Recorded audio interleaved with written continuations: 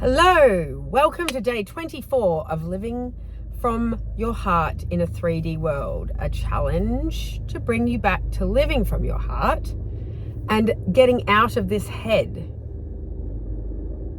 Okay, so where are we up to on day 24? Sorry, I'm just looking because it's been like these big helicopters flying all over everywhere today. So I'm not sure if what that means. I've seen so many helicopters in the sky, like so many helicopters. Look up. Maybe that's what the message is.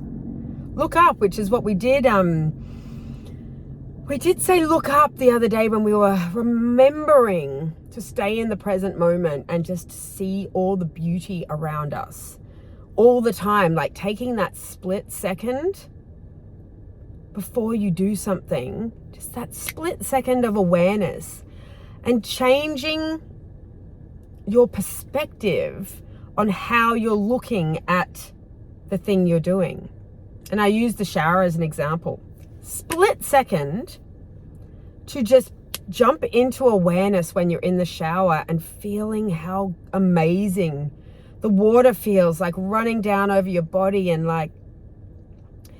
just enjoying it instead of rushing through it. So, and I always think, I love baths. I don't currently have a bath at the moment. I think it's my first time. I've never not had a bath. But both baths and showers, I call them they're kind of like portals. So just have a little play with this. I suppose sunshine is also another portal so just stick with me for a second. If you're in a bath or a shower and you close your eyes, and I mean a good shower. This is why I actually don't like showers. I like baths because if they have temperamental temperature and pressure and stuff, that really I get shower anxiety, but currently I have an excellent shower, so I'm very happy about that. Okay, let me get to the point. They are portals. So is sitting in the sunshine, because if you close your eyes when you're in that water or have that shower running over you or you're sitting in the sunshine, close your eyes. The feeling that you have at that time would be the same feeling if you were in a 7-star hotel overlooking the beautiful coastline of, I don't know, Miami or Dubai or anywhere. You can transport yourself anywhere because the feeling of the water or the feeling of the sunshine, if you close your eyes and feel the sunshine, again, I suppose it can be hot or cold. Anyway, I'm getting too much in the weeds. It's not the point. You can use them to travel, like time travel, like Hot Tub Time. That silly movie, Hot Tub Time Machine. Well, I'm using them. Use the water or the sunshine as a portal. Because if you were in a bath or a shower, it would feel the same no matter if you were in a 7-star penthouse or in the current house that you're in right now. So the feeling would be the same. So if you close your eyes, you can use your imagination to create whatever setting that you would like to enjoy. I don't know, you might think I'm mad, but try it. Try using it as a portal. Or if you've ever been in a beautiful hotel room or something, you think back to that shower or that bath, you can transport yourself there anytime you want.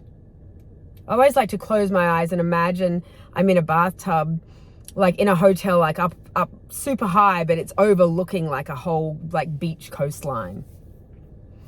And you can imagine luxurious marble or beautiful bathrobe waiting for you when you get out. Imagine whatever you want. But have a play. Use it as a portal. How do we get there? We were talking about being present in the now moment and just choosing that split second. Choosing the split second before you do anything really to jump into the perspective of gratitude and appreciation. And that way then we're not just rushing through on autopilot. So rushing through on autopilot is it's the biggest cause for not living in the now. And it literally takes one split second. Maybe you can have some reminders around the place, like maybe in the car, before you get in the car and go and do like jobs and errands and lots of driving the kids around and stuff. Maybe there can be a little, like it could be like just get a little sticker, like a star sticker or something to just flick your awareness to, okay, let's change my perspective of one of gratitude and appreciation. I have a car I can go and do the errands in. I have amazing kids I can drive around. Like, do you know what I mean? Just changing our awareness, just catch it before it happens. Because from that place of gratitude and appreciation, you're actually choosing what frequency you're going to live in. Get stuck in traffic. It's not annoying. We are always exactly where we are meant to be. So just remove the thought of, oh my God, I'm going to be late. Change your perspective to, wow, this has just given me some me time. Put on a fun song, look out and marvel around you at the trees or the birds. Are there any butterflies flying around? Like, take that time instead of being frustrated with a traffic jam or traffic. Take that time to change your perspective on, I am exactly where I'm meant to be right now. The traffic I can do nothing to control. So I'm going to enjoy this moment and therefore choose my frequency. Traffic doesn't bother me. If I'm late, I'm going to arrive at the time I'm supposed to arrive. You also don't know why you're stuck in that traffic. You could be stuck in that traffic because if there hadn't been a traffic jam, you would have been going too fast and a car came out in front of you and you could have clipped it. You don't know. And this brings us to trust. Trust you are exactly where you are meant to be. And trust that you are never late. You are always on time for exactly when you are supposed to be there. So trust. I think you learn to trust yourself over time. And we learn to trust ourselves by seeing that actually we can get through things. It's like, oh gosh, I didn't die. I'm still alive. Great. I managed to sort it out and figure it out and I got through it. And so over time, as you build more trust within yourself, you can actually start trusting the bigger picture. And that is because, I don't actually know why it is because but that's what, at the moment I'm running with a lot of trust that the path is unfolding as I walk it. Like trusting and trusting and trusting and continuing to walk on anyway, even though I don't know. I'm walking into the unknown. And that level of trust takes practice. But I think that level of trust comes back to our challenge. Like, if you are new here and you're just jumping in at day 24, please go watch days 1 to 23. At least actually watch days 1 to 10, because that's when we're really digging into like peeling off the layers of illusion and 3D projections and who we truly are. I'll do a quick recap in case you haven't watched it. But number 1, we exist. I'm talking to you, you're listening to me, we exist. Number 2, if we exist, we have to be created by universal source energy or source intelligence, divine creation, God creation, whatever you want to call it. Everything is made from that same energy. That is just a fact. And it is an absolute, like there are no conditions. Everything in the universe is made from the same energy. And that energy is pure love. So, number 1, we exist. We're all made from the same energy, and that energy is pure love. So, what we've been doing is peeling off all the layers of the onion that have told us that we are anything less than pure love. Because They are not our truth, because we know what our truth is. Our truth is we are a divine creation from pure love. Like, that is the absolute truth. There's no conditions. You don't have to do this or don't do this to be that. You are that already.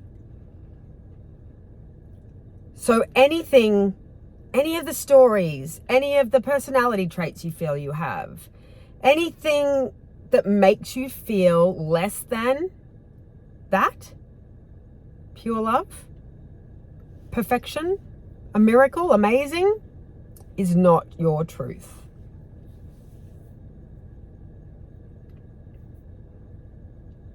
And once we know that, once we know we are a divine miracle and creation made of pure love, once we really understand that, that's when the fun begins. That is when the fun begins. And the fun is creating and living with joy. Like, if you're a soul, we're a soul down in here having a human experience. So we have like our soul essence is connected into our heart space.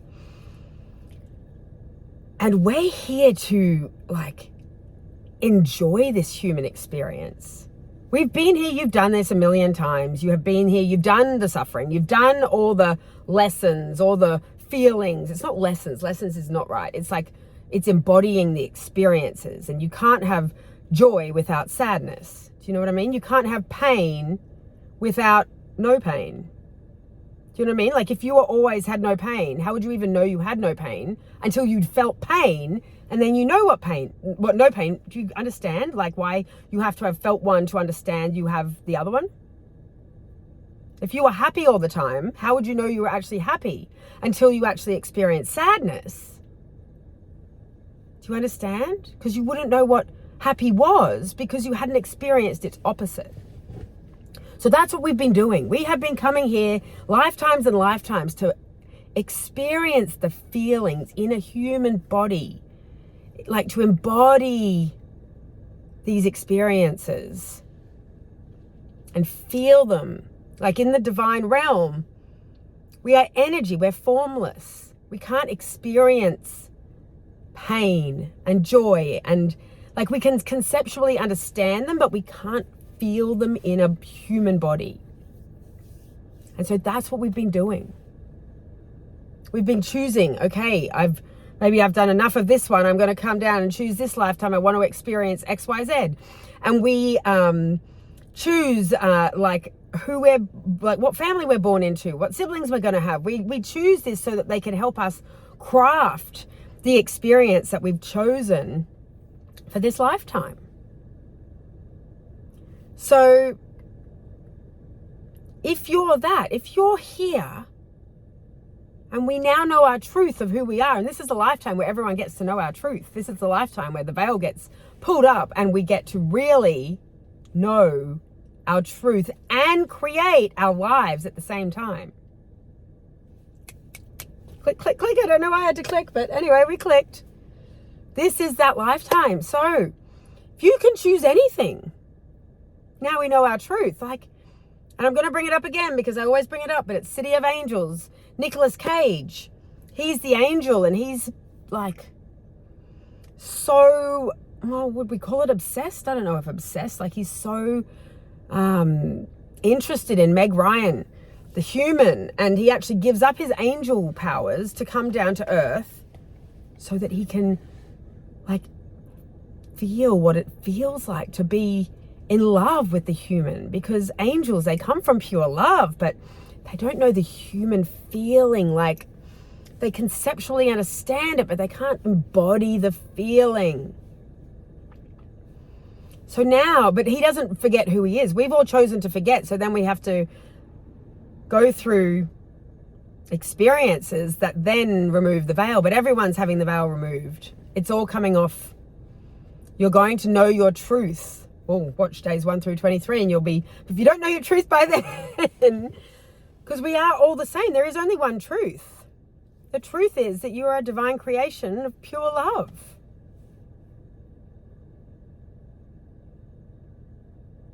So what are we going to create? You can create anything you want. And by create, I mean create the life. Like, you can literally choose to do anything that you want. What do you want to do? I want to talk to you and tell you, because now I've seen the truth. It's like, once you've seen it, you cannot unsee it. Like, it is just like Excalibur. It is like the Ace of Swords. It is also the Ace of Wands. Like, it is just the absolute truth. You cannot unsee it, unlearn it. But we do need to, this is the 3D world part. You understand your truth. Then you've got to live your truth. And living your truth is like, we still get the 3D projections coming into our world. But now we know what they are. Unaligned belief systems. If they have you guessing that you're not worthy or not enough, if they bring up any feelings of doubt that maybe you're not worthy, kick them out of bed. You're not my truth. I know my truth. I know my one truth. We only have one truth. Everyone has the same one truth. You are all divine source energy. You are all made from pure love. Anything that tells you that you are less than is not your truth. Kick it out of bed. Kick it out of bed. Kick it out of bed. Kick it out of bed. Goodbye. You're gone. We're done. But so now it's like, that's why I was talking about the presence and the staying present in the now moment, because when you're running on autopilot, those unaligned belief systems can come in because you're not consciously choosing your truth. So split second. Sorry, there's just a kid on a bike looking at me recording, and I kind of got embarrassed. I don't know why. That's funny. That's funny. Funny humans. Humans are funny. We're funny. Like I said that yesterday, the egg jumped out of the shell when I cracked it to make the breakfast and splattered on the floor. And normally I would have been like swearing and feeling overwhelmed and stressed, and it just made me burst out laughing. Like, try and see your human now as that. Just, it's funny. Like, life is funny. People are funny. Humans are funny. Like, it's all funny. If you, like, once you know the truth and what we are, and this human, like, these projections coming, it's actually hysterical. It's like, oh, ha, ha, funny human. You silly human. Just have a play with it. And I did really love that in Modern Love, where she said her mum used to do this thing, which was like universal recalibration. And so if the universe gives you something, projects something, when you're projecting it into your life, it's you projecting it. Say, I love the example she used, someone cuts you off in traffic. So instead of getting all annoyed by that and focusing on the fact that you got cut off in traffic, she says you do the opposite. You actually, then be really generous and let everyone in and just be really like a really generous driver, a really thoughtful driver. So instead of putting your energy and focusing on the being cut off in traffic and rude drivers, etc., which we know from manifestation, if we're in that energy, it's just going to bring in more of that. So she says you flip it and you recalibrate the universe and your projections, and you become the thoughtful driver, the generous driver, the courteous driver. Send your energies on that. And that's what you bring into your world. Do you see what I mean? It's like, okay, thank you, universe. You've just brought that rude driver into my life, so I can show you, I don't need you to bring the rude drivers into my life anymore, because I don't align with that. That is not my truth.